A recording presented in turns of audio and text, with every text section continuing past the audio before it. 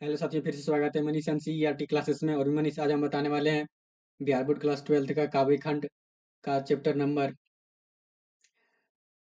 Number है छठा, तुमुल कोलाहल कलह में। ठीक है, तो इसका लेखक है जयशंकर प्रसाद, और इसका लेखक परिचय और भावार्थ भी जानेंगे। तो आप लोग वीडियो पर लास्ट तक बने रहिएगा। ठीक है, तो कवि के बारे में बात करें तो कवि का नाम है हमारे जयशंकर प्रसाद जी। इसके बाद इसका लेखक परिचय भी देखेंगे। तो इसका जीवन काल, इसका जन्म हुआ था 1889 में, और निधन हो गया था 1937 ईस्वी में। इसके बाद जन्म स्थान के बारे में बात करें तो जन्म स्थान है वाराणसी, उत्तर प्रदेश में हुआ था। इसके बाद पिता का नाम देवी प्रसाद शाह शाह जी थे। इसके बाद शिक्षा के बारे में बात करें तो शिक्षा ये 8वीं तक संस्कृत, हिंदी, फारसी, उर्दू की शिक्षा घर पर ही नियुक्त शिक्षकों द्वारा किया। इसके बाद इसका विशेष परिस्थिति के बारे में देखिए तो 12 वर्ष की अवस्था में, जब ये 12 वर्ष के थे, तो उस समय इसके पिताजी का निधन हो गया, और फिर उसके 2 वर्ष बाद माता का भी मृत्यु हो गई। इसके बाद इसके कृति के बारे में बात करें तो कृति है इंदु करके किया था 1909 ईस्वी में प्रकाशित, जिसमें कविता, कहानी, नाटक इत्यादि शामिल है। इसमें ये इंदु करके किया था 1909 में। इसमें कविता भी है, कहानी और नाटक सब इसी में शामिल है। इसके बाद प्रमुख काव्य है इनके, प्रमुख काव्य है काव्य संकलन है झरना 1918 में, आंसू लिखा 1925 में, लहर लिखा 1933 में, 1933 में। इसके बाद महाराणा प्रताप का महत्व, करुणालय, प्रेम पाथी, कामायनी, छाया, इंद्रजाल, कंकाल इत्यादि। तो इसमें सबसे ज्यादा इंपॉर्टेंट है कामायनी। कामायनी याद रखना बहुत जरूरी है, क्योंकि ये बिहार बोर्ड क्लास 12th के लिए इंपॉर्टेंट नहीं है। ये आप यदि आप अगले कक्षा आगे और पढ़ना चाहते हैं तो हो सकता है कि आपका ये जो कमायनी है, ये इससे भी पूछा जाता है। जैसे बीए में भी इसका कमायनी के बारे में पूछा जाता है। तो इसके बाद छत्रसाल, इंद्रजाल, ये और कंकाल इत्यादि इसके इस तरह के ये कवि हैं। यह एक, अगर यदि आपसे एग्जाम में पूछा जाए कि यह किस कैसे कवि है, तो ये छायावाद के कवि हैं। किस कवि कैसे कवि है, तो छायावाद की कवि हैं। इसके बाद कामायनी में कुल 15 सर्ग हैं। इसके बाद 15 15 स्वर्ग हैं। और इस इस कविता में अगर यदि पात्र के बारे में बात करें तो वो है, एक है मनु, मनुष्य का मन। मनु मनु मतलब होता है मनुष्य का मन। और एक है श्रद्धता, जो मनुष्य की हृदय है। और एक है ईड़ा, जो कि मनुष्य की बुद्धि है। इसके बाद कामायनी के बारे में बात करें, कामायनी है क्या, तो कामायनी मन मन अज्ञ करते हैं। इस उसके बाद है उसके बाद मन की श्रद्धता से शादी होती है, और मन की कृषि कार्य और गोपालन करते हैं। श्रद्धता माँ बनने वाली होती है। श्रद्धता को एक बेटा होता है। बेटा के जन्म के बाद अधिकतर समय वह अपने बेटे को देने के कारण मन को समय नहीं दे पाती है। तो कामायनी का मतलब आप लोग को समझ में आता होगा कि कामायनी मन मन यज्ञ करते हैं, इसके बाद श्रद्धता की शादी होती है।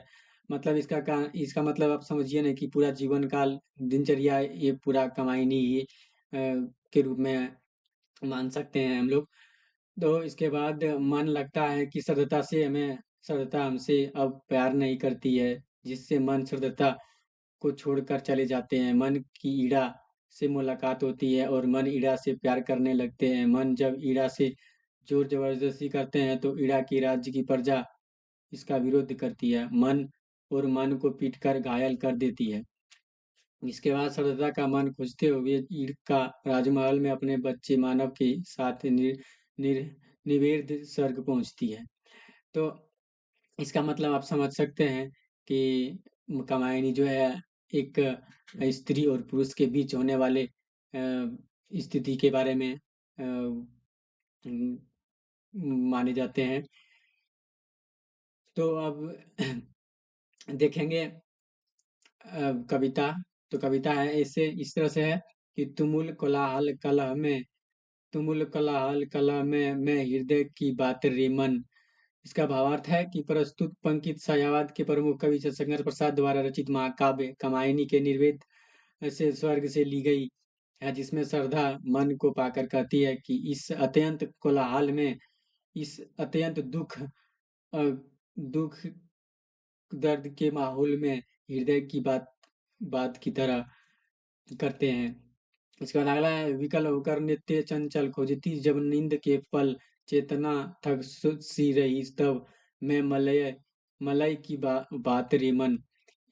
इसका भावार्थ है कि प्रस्तुत पंक्ति छायावाद के प्रमुख कवि हमारे जयशंकर प्रसाद द्वारा लिखा हुआ रचित काव्य महाकाव्य महाकाव्य जिस तरह से आपको रामायण महाभारत ये सब महाकाव्य में आते हैं, तो उसी तरह से ये महाकाव्य कामायनी के निर्वेद निवेद स्वर्ग से ली गई है। इन पंक्ति में सरदार पुरुष के जीवन में नारी के महत्व को रेखांकित करते हुए कहती है कि जो पुरुष जब दिन भर की भाग दौड़ में मन की चंचलता के कारण थक जाता है ना, और व्याकुल होकर आराम करना चाहता है, तो ऐसी स्थिति में श्रद्धता नारी का हृदय मलय पर्वत से चलने वाली सुगंधित हवा की तरह शांति और विश्राम देती है। कवि का कहना है कि मन चंचल है, मन कैसा है, चंचल है, और मन चंचलता के कारण शरीर थक थक कर आराम खोजता है। ऐसी स्थिति में व्यक्ति का हृदय ही उसको आराम देती है। बाकी बात शरीर में एक ऐसा ऐसा कोई अंग नहीं है जो कि आराम देती है, सिर्फ हृदय ही है एक ऐसा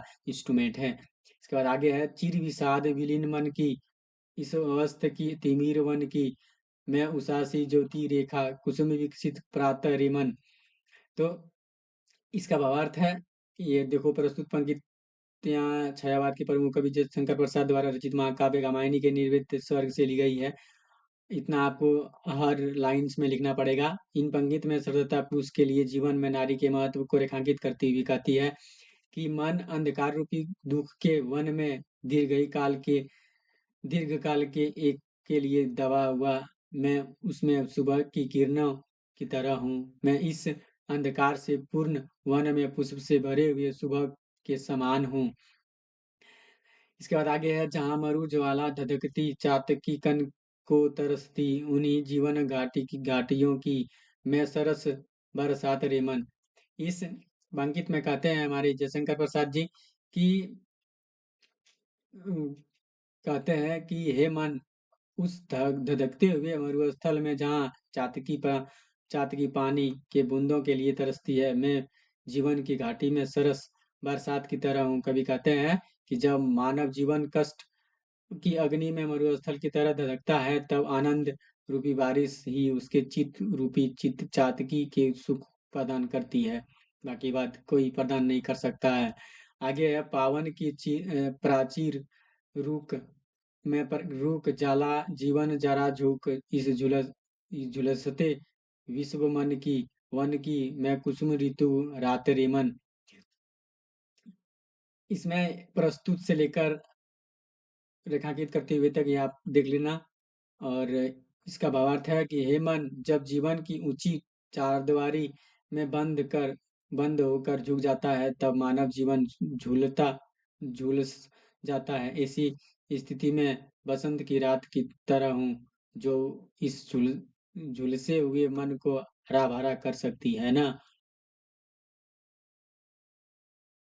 इसके बाद आगे है, चिर चिर निराशा निर्धर से परछी परची छजती अश्रु सर में मधुप मुखर मरंद मुकुलित मैं सजल जल जात रेमन।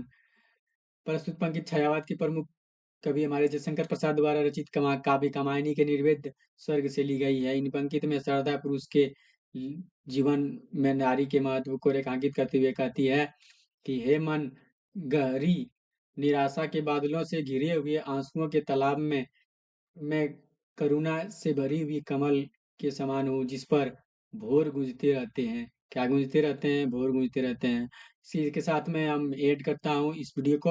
और अगर यदि आप लोग को अच्छा लगा हो तो वीडियो को लाइक करिएगा और सब्सक्राइब करिएगा इसी तरह वीडियो पाने के लिए दोस्तों, ठीक है? क्योंकि बहुत सारा मेहनत लगता है वीडियो बनाने में। तो मिलते हैं अगले वीडियो में अगला चैप्टर के साथ, चैप्टर नंबर 7 के साथ। ये चैप्टर नंबर 7 था। तब तक के लिए धन्यवाद। Nice to meet you. जय हिंद, जय भारत।